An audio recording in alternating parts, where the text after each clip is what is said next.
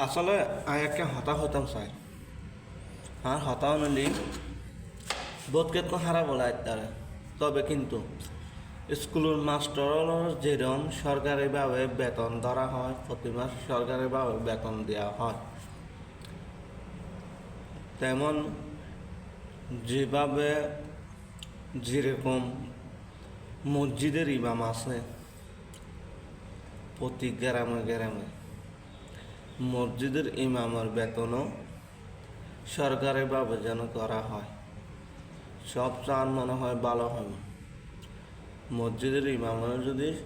স্কুলের মাস্টারের মতন প্রতি মাসে মাসে যদি বেতন দেওয়া হয় সরকারিভাবে কেননা প্রত্যেক গ্রামে গ্রামে যেগুলো মসজিদ আছে ইমামতি করে ওরা প্রতি গ্রামের থেকে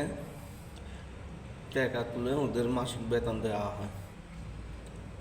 এটা যদি সরকারিভাবে করা হয় প্রতি মাসে মাসে সরকারিভাবে যদি ওদের ইমামের বেতন দেওয়া হয় আমার মনে হয় সবচেয়ে ভালো হয়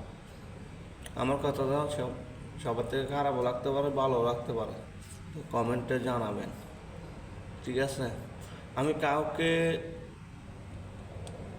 ছোটো করে কথাটা বলতে চাই না আমি আমার নিজের থেকে আমি কথাটা বলতেছি যে প্রতি ইমামের বেতন যেন সরকারিভাবে করা হয় সরকারে দেওয়া হয়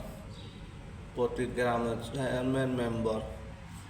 সবার প্রতি আহ্বান জানাচ্ছি আমি আসসালামু আলাইকুম